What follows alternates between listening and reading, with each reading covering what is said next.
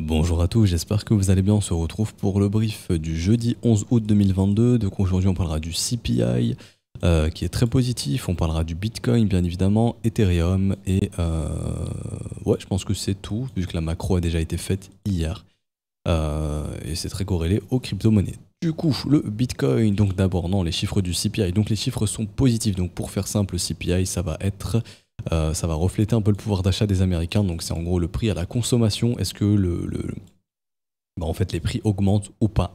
Les prix de tous les jours, tout simplement. Donc la question est oui, bien évidemment, mais on a connu un pic à 9,1%.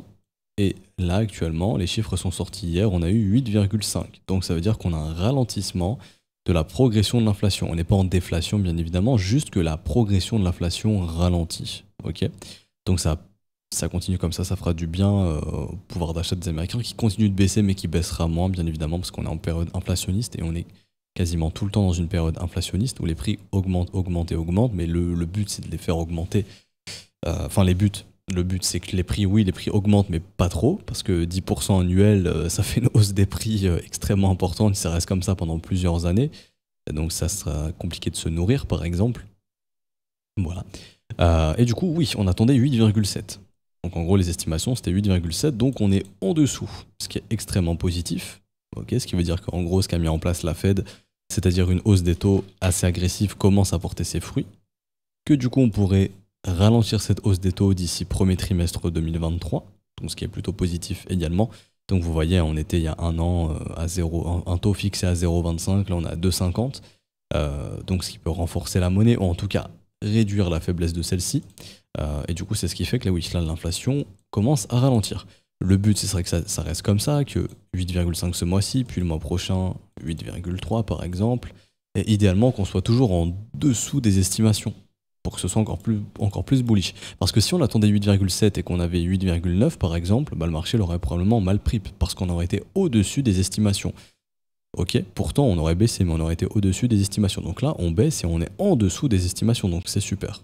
Là, pour le coup, en dessous des estimations égale bullish, au-dessus égale bearish. Donc, grosse impulsion. On en avait parlé, mais comme on avait vu hier, ça n'aurait pas été étonnant qu'on ait une big bougie verte pendant le CPI qui reviendrait au-dessus de tout ce bordel. Bon, bah, c'est chose faite, tous les vendeurs sont bloqués ici, qui ont shorté avant le CPI. Et juste ici, avec des fundings assez négatifs, là, pendant plusieurs heures. Donc, des mecs sont venus shorter ici avant le CPI, ils se sont fait défoncer. Ce qui a pu propulser le Bitcoin et faire du coup ce qu'on appelle un short squeeze. Tous les acheteurs qui étaient tout là-haut là ont pu se débloquer, parce que le ratio long a bien chuté, donc il y en a beaucoup qui étaient coincés là-bas. Beaucoup ont aussi sauté dans le short, ici on le voit aussi, hein, pendant cette phase baissière, hausse d'open interest, hausse du ratio short, donc là c'est clairement des vendeurs assez agressifs qui sont bloqués, et tant qu'on reste au-dessus de cette box violette, avantage du coup pour les bulls hein, qui ont bloqué beaucoup de vendeurs. Il faudra se méfier de une chose, c'est-à-dire ici, on a tous les stops des vendeurs là depuis plusieurs jours qui sont juste au-dessus des 24 700. Si jamais on va les taper et qu'on réintègre comme ça c'est plutôt bearish court terme, et donc ça annoncera un retracement. Après, il faudra faire attention à ce retracement. Si on n'a pas ça, c'est-à-dire qu'on casse et hop, on continue de monter, c'est extrêmement bullish. Il faut savoir que là, la dynamique est plutôt pas mal, ça c'est plutôt bien, c'est encourageant ce qu'on voit. Tant qu'il n'y a pas de M, il n'y a pas de signe de top. Au niveau du momentum, bon, on est toujours sous l'effet de quelques divergences baissières, donc bon, ça c'est pas la chose la plus positive, mais tant que la dynamique ne suit pas, c'est-à-dire que tant qu'on n'a pas de M-top, et ça on en parle depuis plusieurs semaines, il n'y a pas de signe de retournement, la dynamique reste haussière, donc ce marché continue de faire des sommets croissants et des creux croissants, donc des creux ascendants et des sommets ascendants, donc ça c'est une bonne chose également. Rapidement, le RSI, hop, qui était en contraction, ça on en avait parlé, j'ai utilisé Coinbase, hop, connaît ici une résolution haussière actuellement, si on clôture comme ça. Donc ça veut dire que c'est les acheteurs qui ont gagné au niveau du momentum. Donc ça veut dire tout simplement que la volatilité... Enfin, en gros, les acheteurs ont gagné ce combat au niveau du momentum, donc on aura probablement une volatilité haussière. C'est ce qui fait en fait qu'on pourrait vraiment bien breaker cette zone et aller chercher par exemple 27 000, 28 000 dollars. Mais je le répète, c'est très très très dangereux si juste on va chasser les stops et que derrière on réintègre et qu'on a un changement de dynamique. Ça serait ultra bear et ça annoncerait littéralement du retracement. Tant qu'on n'a pas ça, le Bitcoin peut monter tranquille, sans problème, et aller s'attaquer aux 28K. En termes de liquidité, c'est les 34 qui sont ultra intéressants, parce qu'il y a beaucoup de liquidations qui attendent dans les 34 000 dollars, et aussi il y a beaucoup de stops qui attendent au-dessus de tout ce bordel. Donc voilà, tant que ce marché ne se retourne pas, on pourrait sans problème venir chercher cette zone proche du premier arrêt et dans ce gros creux au niveau du volume profile. C'est un peu les objectifs qu'on se fixe. Une fois qu'on passe ça et qu'on passe tout ce bordel ici, il y a techniquement ici un gros creux pareil. Ça pourrait aller très vite et nous ramener vers cette zone, vers 34, 35, 36, voire même 37 000 $. Je sais que je me projette beaucoup, mais si la volatilité revient vraiment, ça pourrait aller assez vite. Là c'est bien, on monte doucement mais sûrement, mais si c'est une vraie période d'accumulation et qu'il décide de pousser, ça pourrait aller assez vite. Donc voilà, vigilance si réintégration et M derrière. S'il n'y a pas ça, on continue. Et prochaine étape, 28 300 $, la grosse résistance. J'ai fini pour Bitcoin, je vois pas grand chose d'autre à dire sincèrement. Peut-être court terme, la petite trendline ici. Donc quand on a fait notre M-top et qu'on a redéclenché le mouvement baissier, on a créé une trendline ici. Le marché y est. Donc là on est en train de consolider autour, dessous même. Ce qu'il faudrait c'est breaker et faire de la structure haussière de l'autre côté pour continuer tranquille. Et venir chercher quoi? Du coup, notre zone de rechargement de short du mouvement précédent, qui se trouve entre 29 000 $ et 26 700 $. Une zone dans laquelle il faudra faire très très attention s'il y a des signes de retournement. J'ai fini pour Bitcoin, rapidement Ethereum qui va se trouver ici. Alors, enfin qui casse sa zone de combat au nord. Donc on est venu avaler le mouvement baissier pendant le CPI, donc c'est bien. Ce qui fait que l'argent re-rentre dans les assets à risque. Demain, on fera un petit point sur le S&P 500 également et sur le dollar index. Ici, là, du coup, pas de M sur les mâts ici sur William R. Et on sort pas d'état d'enfoncement, donc c'est bien. C'est ce qui peut donner justement de la force à la tendance et surtout que cette tendance puisse durer. Donc là, c'est très bien tant qu'on reste ainsi. Le momentum, toujours dommage d'être sous l'effet de cette divergence, mais petit W qui s'est formé dans un W, donc court terme. Pour les prochains jours, le momentum est dans les mains des acheteurs grâce au petit développement qui a été fait ici. Donc on peut souffler. Là, on était sous l'effet de cette divergence, on avait du mal à monter.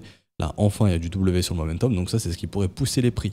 On en a parlé, mais il y a trop de stops qui attendent au-dessus des 2200. Donc c'est probablement l'objectif, en tant que ce marché ne se retourne pas, au moins de venir vers les 2200, 2300 $ sans trop de soucis.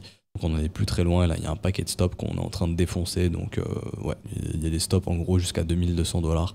Donc tant que ce marché ne se retourne pas, c'est l'objectif, au-dessus des 2200, donc ça pourrait aller assez vite.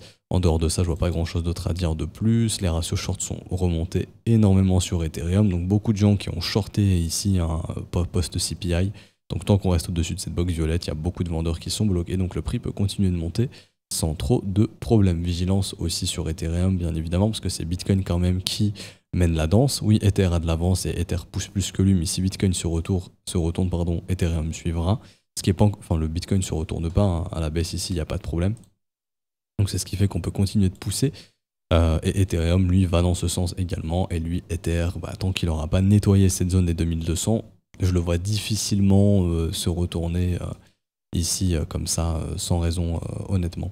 Donc ça reste assez bullish et on en avait parlé aussi de merge qui arrive mi-septembre, donc en septembre, et on est probablement dans ce scénario où on est justement en train de pousser le prix jusqu'en septembre, et une fois que Demerge arrivera à faire du sell de news, où le marché pourra soit consolider avant une prochaine hausse, ou alors se retourner, faire un retracement pour peut-être offrir des prix intéressants en hiver pour là définitivement poser un bottom hiver 2023 et du coup préparer le prochain cycle en 2024, parce que oui, tous les cycles sont en fonction de l'halving, c'est-à-dire que le marché crypto pump fortement après l'halving du Bitcoin.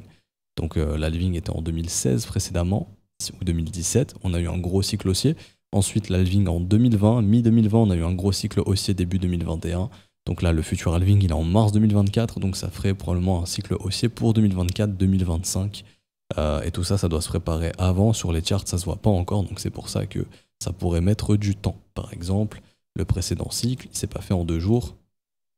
Tout ça, ça a été long, mais de 2018 jusqu'à 2020, donc pendant 2 ans, on a travaillé justement ce gros bottom pour refaire un cycle haussier. Donc c'est une chose qu'on pourrait refaire. Par exemple, si, hop, faire un truc comme ça, un long range, pour par la suite repartir 2024 et tout recasser à la hausse, vu que les marchés sont très cycliques, vous voyez. Tac, tac, tac, tac. Alors, est-ce que là, on est enfin dans le développement d'un bottom? Peut-être, ok. Et du coup, ça pourrait mettre du temps, comme ça a été fait ici, pour redéclencher quelque chose d'haussier. Accumulation, pump, top, réaccumulation, pump, etc., etc. Donc la réaccumulation, et pump. Tout ça corrélé à l'halving avec une situation macroéconomique un petit peu plus stable. Par exemple, une inflation définitivement maîtrisée, ça serait sympa. Ce qui pourrait du coup redonner du jus dans les assets à risque et donc dans les crypto-monnaies pour les prochaines années. J'ai fini ici, donc je m'arrête ici, pardon, j'ai fini pour aujourd'hui. J'espère que ça vous aura plu. Si c'est le cas, n'hésitez pas à laisser un petit pouce bleu, vous abonner si ce n'est pas déjà fait, à nous rejoindre sur Discord, c'est totalement gratuit. Je vous mets le lien en description et en commentaire. Également, si vous souhaitez rejoindre via les modalités crypto, tout est expliqué dans le salon bienvenue. N'hésitez pas, il suffit juste d'envoyer un message au professeur d'envoyer le TXID. Donc vous avez dans le salon bienvenue pardon, les adresses, les réseaux, les montants et les crypto-monnaies possibles pour les virements, les transferts. Une fois que vous avez le TXID qui se génère dès que vous faites un transfert crypto, par exemple depuis Binance ou un Ledger ou peu importe, vous nous l'envoyez, nous c'est ce qui nous permet de vérifier la transac et ensuite on vous met votre rôle élève, vous l'envoyez à tous les profs, le premier qui le voit le valide et comme ça, vous avez votre rôle élève. Ça fait quelques temps que j'en ai pas parlé, mais là il y a la newsletter aussi totalement gratuite en dispo en description et en commentaire qui vous offre deux vidéos maintenant d'analyse d'altcoin, mais vous recevrez la deuxième, parce que c'est la plus récente, où j'analyse vos altcoins préférés. D'ailleurs, n'hésitez pas aussi en commentaire à me dire les altcoins que vous voulez voir. Certains le font encore, mais certains ont peut-être oublié, donc n'hésitez pas aussi. Ça me permet de voir ce qui revient le plus pour la prochaine vidéo qui devrait sortir, je pense, soit début de mois prochain ou fin de mois, donc soit début septembre ou fin août. On verra un petit peu comment le marché évolue. Du coup, voilà, c'est totalement gratuit, c'est du contenu bénéf en plus pour vous. N'hésitez pas. On se retrouve donc demain, très probablement, pour la dernière update de la semaine. Bonne journée à tous. Ciao, ciao.